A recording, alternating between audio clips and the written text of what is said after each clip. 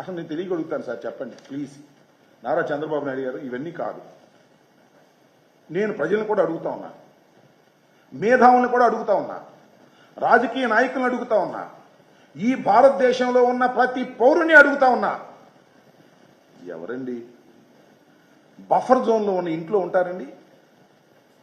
కృష్ణానది ఒడ్డున కరగట్టకి కృష్ణానదికి మధ్యన ఉన్నటువంటి ప్రాంతాన్ని ఏమంటారు? It is a called buffer zone. వరదొస్తే మునిగిపోద్దనే కదా కరగట్టేసింది. ఆ కరగట్టకి దిగువ కట్టినటువంటి ఇంట్లో ఉన్నావే నువ్వు ఇన్ని సంవత్సరాలు? పంతం బట్టి ఉన్నావు. మేము వద్దు అంటే నువ్వు ఉన్నావు. నీకు అసలు మాట్లాడే హక్కు ఉందా? వరద గురించి అని అడుగుతా ఉన్నా. ఇవాళ బఫర్ జోన్లు చూస్తున్నాం మనం. హైదరాబాద్లో బఫర్ జోన్లో ఉన్నటువంటి పెద్ద పెద్ద మేడలను కొట్టి పారేస్తున్నారు. ఇది బఫర్ జోన్ కాదా? అసలు వరద వస్తే ఎక్కడికి వచ్చిందండి? పాపం నేను తెలియగొడుతా. మా మంత్రి సత్యనారాయణ రాజు గారి ఆశ్రమం పెద్ద హాస్పిటల్, అది న్యాచురోపతిక్ హాస్పిటల్. నాకు బాగా తెలుసు, ఆయన అంటే నాకు గౌరవం. Is a very learned person in naturopathy. అది మొత్తం మునిగిపోయినాయా? వీళ్ళు మునగలేదా? అటు మునిగి ఇంట్లో మీరు ఉంటారా? ఉండొచ్చా? ఒక ముఖ్యమంత్రి, ఉమ్మడి రాష్ట్రానికి ముఖ్యమంత్రిగా చేసినటువంటి వ్యక్తి, విజన్ ఉన్నటువంటి వ్యక్తి, బఫర్ జోన్లో ఉన్నటువంటి ఇంట్లో నువ్వు ఉంటూ ఇవాళ నీతి వాక్యాలు చెప్తున్నావు. జగన్మోహన్ రెడ్డి గారి దుర్మార్గుడు అంటున్నావు. అసలు జగన్మోహన్ రెడ్డి గారి వల్ల ఈ వరద వచ్చింది అంటున్నావు. నేను తెలియగడుగుతానండి, అసలు మీ ప్రభుత్వం ఎందుకై వచ్చింది నాకు అర్థం కాలేదు. మీ ప్రభుత్వాన్ని ఎందుకు ఎన్నుకున్నారు?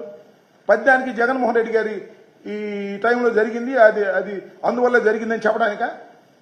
ఇప్పుడు మూడు నెలలు దాటే సమయం వచ్చింది కదా, అయినా ఇంకా జగన్మోహన్ రెడ్డి గారి మీద విరుచుకుపడేటువంటి కార్యక్రమాలే చేస్తున్నారు తప్ప వీళ్ళు పరివర్తన లేదే, కక్ష సాధింపేనే. ఇలాంటి సమయంలో కూడా కక్ష సాధింపు మీదే మీ విచక్షణ ధోరణంతా పెట్టారు. నేను మరొక్కసారి రేపు మేమందరూ నోటీసులు ఇచ్చాము. వైఎస్ఆర్ ప్రభుత్వం అధికారంలోకి రాగానే బఫర్ జోన్లో ఉన్నటువంటి ప్రభుత్వ కట్టడాన్ని, ప్రజావేదికని తొలగించాం. అబ్బే తొలగించేశారే, ఎంత కక్ష, ఎంత కార్పణ్యం అన్నారు. దట్ ఈస్ కరెక్ట్ అని చెప్తున్నాయి. వాళ్ళ బఫర్ జోన్లో ఉన్నది ప్రభుత్వాన్ని కాబట్టి మేము తొలగించాం. మీకు నోటీస్ ఇస్తే మీ ఓనరు లింగంనేనాయను ఇంకొక ఆయన అందరూ నోటీసులు కోర్టుకు వెళ్ళారు, కోర్టులో స్టేజ్ తెచ్చుకున్నారు. వెల్, కోర్టు ఎంతవరకు రక్షిస్తుందో చూద్దాం ఇవాళ జరిగిన తర్వాత కూడా.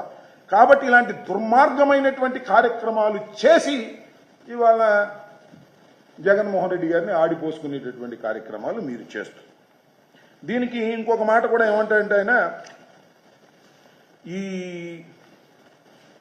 బుడమేరు వ్యవహారం, బుడమేరులో కేవలం జగన్మోహన్ రెడ్డి గారు బుడమేరుని నెగ్లెక్ట్ చేయటం వలన ఇది జరిగింది అనేటువంటి మాట